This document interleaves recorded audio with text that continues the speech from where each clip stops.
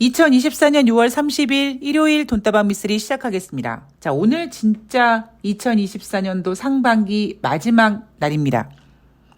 여러분 시간이 너무 빨라요. 이런 이야기는 너무 진부하고요. 2024년도 상반기 마지막 날을 맞이하여 상반기 주식시장을 보내면서 저의 소감을 좀 말씀드리면 올해 상반기 주식시장은 예상보다 잘 견뎠던 증시였다. 그리고 그렇게 견딜 수 있었던 근거는 작년 연말부터 시작된 연준의 금리 인하 기대감과 엔비디아와 같은 AI의 성장 기대감, 즉 기대감이라는 녀석이 미쓰리 예상보다 증시를 견디게 해줬다. 저는 이렇게 정리를 할 수 있을 것 같고요. 그렇다면 내일부터 시작되는 하반기는 상반기보다는 더 버라이어티하게 펼쳐질 것이다. 11월 5일 미국의 대선도 있고요. 정치적인 이벤트도 있지만 무엇보다 주식이 갖고 있는 고유 특성, 즉 이슈는 땡겨 쓰고 그리고 그 이슈를 땡겨 쓰다 보니까 항상 새로운 이슈를 갈망하게 되고, 그래서 어느 정도 알고 있는 호재나 알고 있는 악재는 주식시장에서 뜨뜻미지근한 그런 반응을 보이는 주식의 어떤 고유한 특성 때문에 하반기는 금리 인하 기대감, AI 성장 기대감, 이런 기대감이라는 녀석으로 시장을 버티기에는 조금 무리가 있습니다.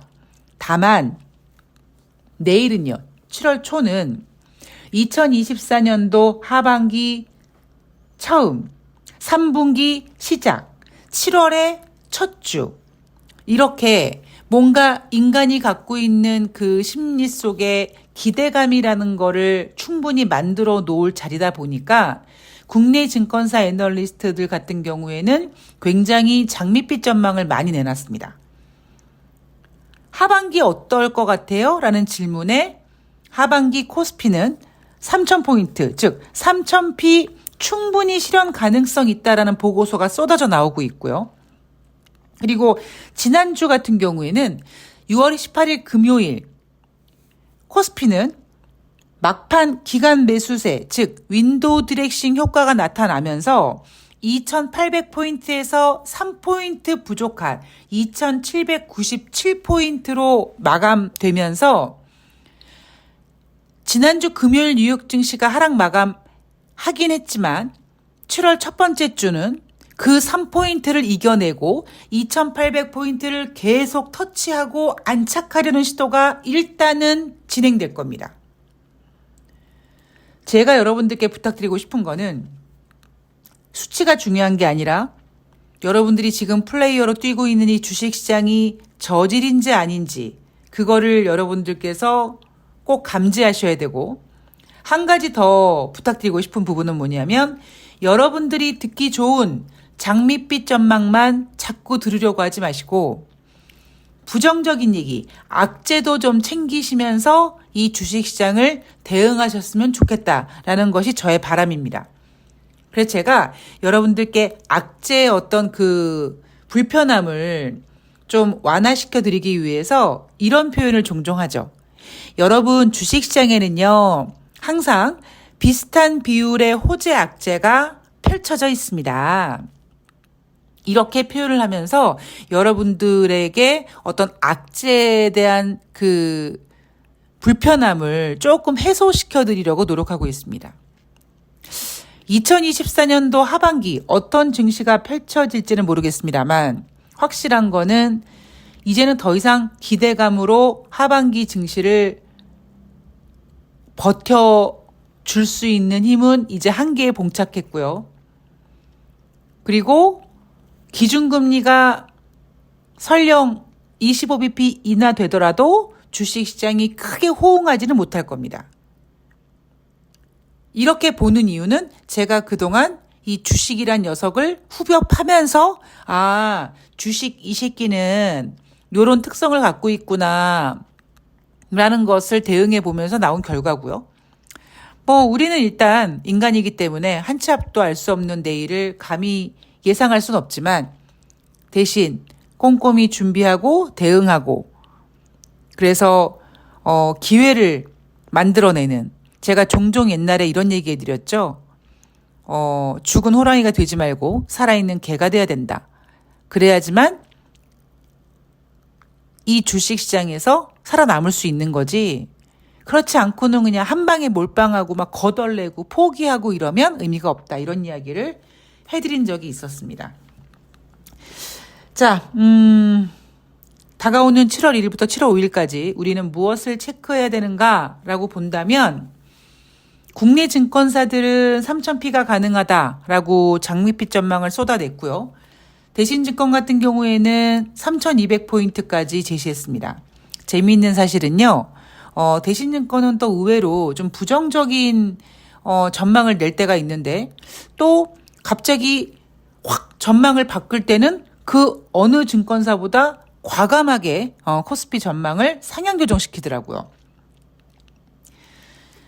그리고 반면에 월가 전문가들은 경기 침체가 나타날 수 있다. S&P 500 지수가 뭐 30포인트, 30%죠. 30% 이상 급락할 수 있다. 뭐 이런 부정적인 전망도 내놓고 있습니다. 그만큼요.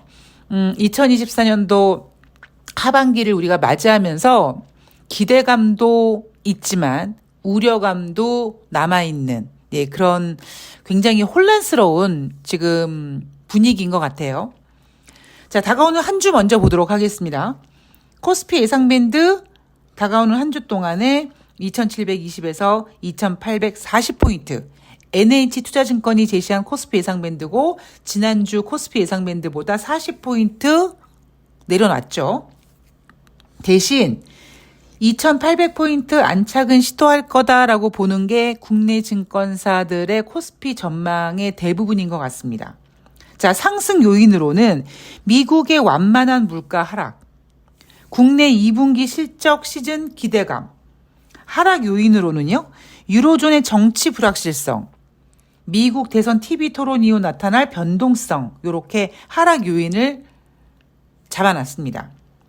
자, 전문가들의 의견을 볼게요. 여기서 얘기하는 전문가들은 국내 증권사 애널리스트들입니다. 첫 번째, 코스피 밸류에이션 매력은 뚜렷하다. 주식시장에 외국인 들어올 수 있고 환율이 출렁출렁 거리지만 이제 환율도 안정될 것이다. 뭐 이렇게 얘기하고 있어요. 국채 금리 하락 가능하고 달러 강세 압력 진정될 것이다. 따라서 국내 외국인들의 유입이 가능해서 코스피 밸류에이션은 충분히 지금 매력적이다. 그리고 정치 이벤트 때문에 변동성은 보일 수 있으나 단기 반발 매수세가 유입 기대된다라고 보고 있고요. 7월달 FOMC의 금리 인하 기대감도 만들어질 수 있다라고 보고 있습니다. 여기에다가 2분기 어닝 시즌을 맞이하여 7월 5일 삼성전자 잠정 실적이 발표되면서 본격적인 어닝 시즌으로 들어가게 되고 그렇게 되면 2024년도 하반기의 시작, 3분기의 시작 이렇게 뭔가 기대감을 품을 수 있었을 때 이제 더 이상 금리 인하라는 이야기에 비중을 맞추기보다는 7월 달은 어닝 시즌 여기에 비중을 좀 키울 가능성이 높아졌죠. 자, 뉴욕 증시로 넘어가 보면은요. 6월 30일 일요일이죠. 현지 시간 프랑스 조기 총선 1차 투표가 예정되어 있고 7월 4일은 영국의 조기 총선이 예정되어 있습니다. 그래서 유로존의 총선 이벤트가 있고 미국의 대선 이벤트가 있으면서 대통령 후보들의 TV 토론회가 진행이 되는 가운데 조 바이든 대통령의 건강 이상설이 부각이 됐어요. TV 토론회를 저는 보면서 미국이란 나라가 그냥 마탱이가 같나? 뭐 이런 생각도 들었고요. 한편으로는 조 바이든 대통령 전에 트럼프였잖아요. 돈다방 미쓰리를 오랫동안 들으신 분은 아시겠지만 제가 트럼프를 얼마나 씹어댔습니까? 그런데 야, 미국에서도 트럼프 같은 놈이 대통령이 되는데 대한민국에서는 윤석열 같은 애가 대통령 될 수 있겠구나라는 생각이 들더라고요. 문득. 자, 여하튼 자, 금리 인하와 대선은 모두 통상적으로는 주가 부양의 가능성이 있는 대형 호재로 인식이 된다. 그렇죠. 이 말은 정답입니다. 대선, 금리 인하, 이건 모두 주식시장의 굉장히 큰 호재예요. 문제는 뭐냐면 제가 잠시 전에 말씀드렸던 것처럼 미국의 대통령 선거는 너무 오래 올드하고 거기에다가 우리는 이미 트럼프 맛을 본 상태에서 조 바이든도 그닥 기대할 게 없고 여기에다가 조 바이든은 건강 이상설까지 나오면서 어떤 미국 대선에 대한 기대감이 주식시장의 호재로 반영되기보다는 변동성을 만들어낼 가능성이 커졌고 그리고 금리 인하 같은 경우에는 마찬가지로 아쉽게도 상반기에 너무나 많이 반영이 되어 있는 상태이기 때문에 더 이상 하반기에 금리 인하로 인해서 주식시장이 추가적인 레벨업이 되기는 좀 어렵지 않을까라고 보고 있습니다. 여기에 엔비디아를 필두로 한 AI 랠리, 그다음에 견조한 기업들의 실적으로 기대감이 커지고 있다라고 보고 있습니다. 자, 일정들을 좀 보면은요. 7월 1일 월요일 6월달 S&P 글로벌 ISM 제조업 PMI 지표가 발표가 될 예정이라고 합니다. 자, 여러분 어제 제가 금요일 뉴욕 증시 마감 현황을 말씀드리면서 시장에서 굉장히 골 때리는 개소리를 하더라. 그게 무슨 내용이었냐면 바로 지난주 금요일 발표됐던 6월달 시카고 PMI 지표가 발표가 됐는데 5월달은 35.4였고 6월달은 무려 5월 대비 12포인트 상승하면서 급등하면서 47.4포인트가 됐다. 작년 11월 이후 최고치고 시장 예상치 40보다 크게 웃돌았다. 근데 이건 여전히 기준치 50 이하에 있단 말이에요. 근데 이걸 시장에서 어떻게 포장했냐면 ISM 제조업 PMI 지표 발표 전에 발표하는 마지막 PMI 지표인데 이 마지막 PMI 지표인 시카고 PMI 지표가 12포인트나 급등했기 때문에 혹시 7월 1일 날 발표되는 ISM 제조업 PMI 지표가 크게 상승해서 미국 경제가 좋다라고 포장이 되면서 금리 인하 가능성이 후퇴되면 어쩌지 하는 이상하게 말도 안 되는 개소리를 지난주 금요일 날 했었어요. 그죠? 근데 지금 ISM 제조업 PMI 지표는 예상이 49가 49로 예상이 되고 있고요. 49는 기준선 50 이하에 있습니다. 즉 3개월 연속 위축 국면 기준선 아래에 있습니다. 제가 오늘 발음이 조금 꼬여요. 왜냐하면 혓바늘이 좀 되게 심하게 돋았습니다. 그래서 발음이 좀 안 좋은데 좀 양해 부탁드리고요. 자, 7월 2일 화요일은요. 5월달 구인 이직 보고서가 발표가 되고 7월달 경기 낙관 지수가 발표가 됩니다. 7월 3일 수요일 미국은요. 독립기념일을 앞두고 조기 마감을 합니다. 7월 3일 주식시장은 반만 열리지만 경제지표는 고용지표가 발표되기 직전에 노동부가 발표하는 고용지표가 발표되기 직전에 발표되는 6월달 ADP 민간고용지표 그리고 6월달 챌린지 감원 보고서가 발표가 되고요. 그리고 월요일에 이어서 6월달 S&P 글로벌과 ISM에서 발표하는 서비스업 PMI 지표가 발표가 됩니다.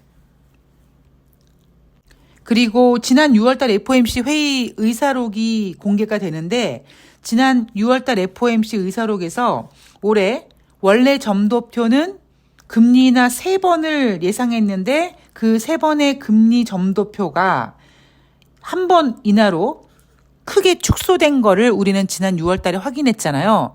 과연 왜 점도표가 그렇게 나왔는지 구체적인 의사록을 확인할 수 있는 날이 바로 7월 3일입니다. 자, 7월 4일은요. 뉴욕 증시 독립기념일로 열리지 않고요. 7월 5일 금요일 6월달 비농업자 고용자 지수가 발표가 되는데 지난 5월에는 무려 27만 2천 명이 증가됐다고 하면서 미국 고용이 좋다 난리를 쳤었습니다.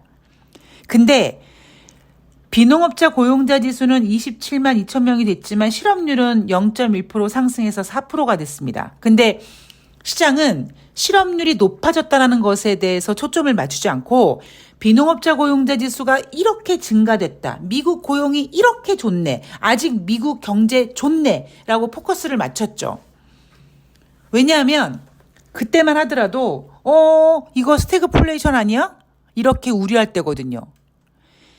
인플레이션 지표는 둔화되는 거는 확인됐지만 아직까지 그 흐름을 정확하게 확인할 수가 없는 상태였기 때문에 오히려 비농업자 고용자 지수가 예상보다 훨씬 잘 나온 지표를 보고 미국 경제 스태그플레이션 아니야. 그냥 인플레이션이 조금 우려될 뿐이지 미국 경제 괜찮아 이렇게 예쁘게 포장을 했습니다. 그리고 아마 조만간 다음 달이 될 수 있을지 모르겠습니다만 6월 달에 발표했던 5월 달 27만 2천 건의 비농업자 고용자 지수는요. 계산기를 다시 두들겨서 이거보다 적게 하향 수정될 가능성도 배제할 수 없습니다. 자, 실업률 4% 유지될 거라고 보고 있고요. 자, 하반기 증시 방향성 월간은 이렇게 보고 있습니다. 에버코 ISI에서는 지난번에 한번 말씀드렸는데 연말에 S&P 500 지수 6,000포인트 가능하다라고 6,000까지 상승할 수 있다라고 굉장히 긍정적으로 본 반면에 JP 모건 같은 경우에는 S&P가 올해 연말에 4,200포인트 정도 유지될 것이다.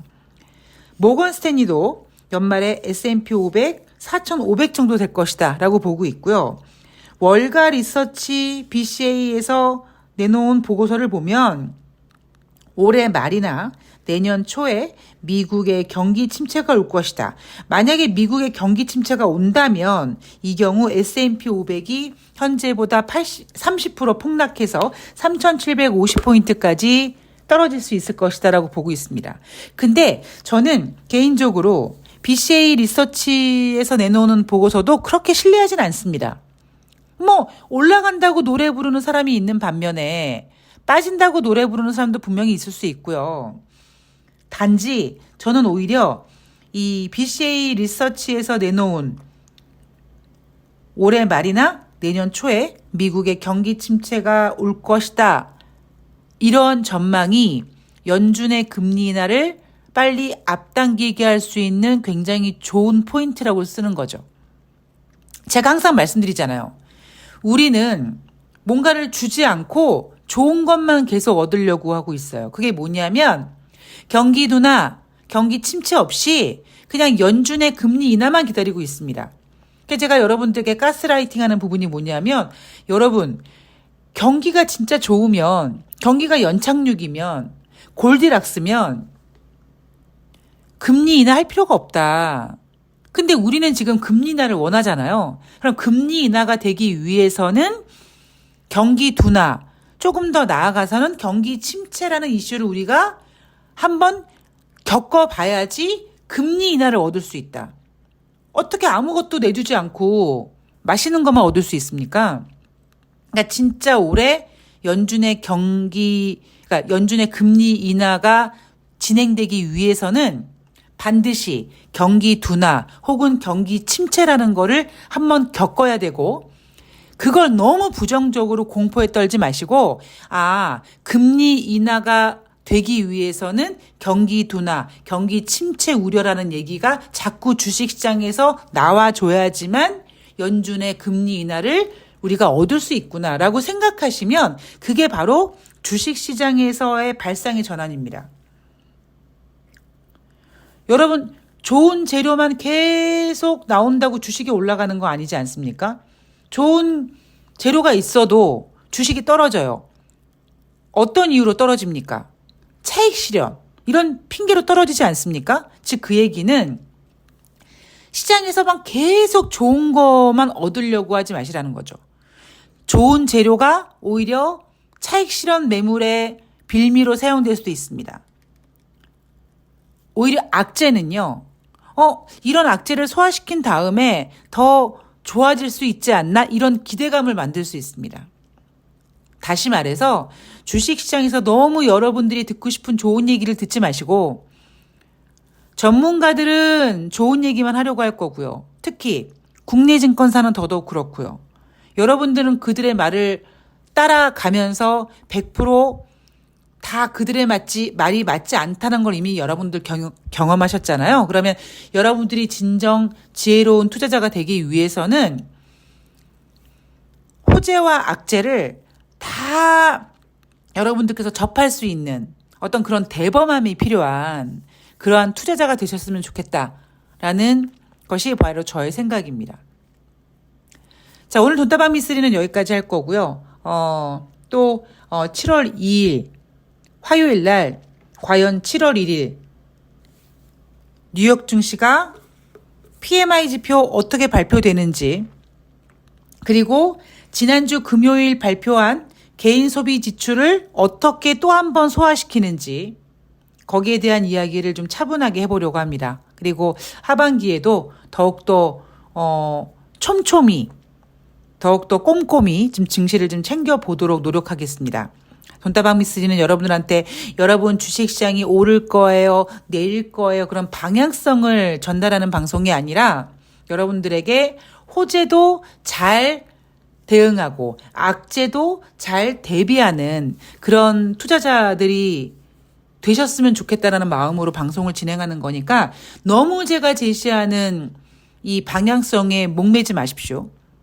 그리고 저뿐만 아니라 모든 전문가들이 뭐 2,800 간다, 3,000 간다 의미 없습니다.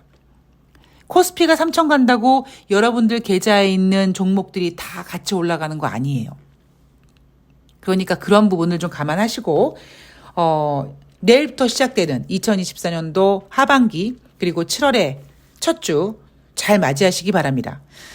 제가 오늘 그냥 혓바늘이 너무 심하게 돋아가지고 발음이 조금 좀 불편한데 좀 너그럽게 다시 한번 이해해 주시고요. 저는 내일 방송은 하루 쉬고 7월 2일 화요일 날 월요일 뉴욕 증시 가지고 찾아뵙도록 하겠습니다. 고맙습니다.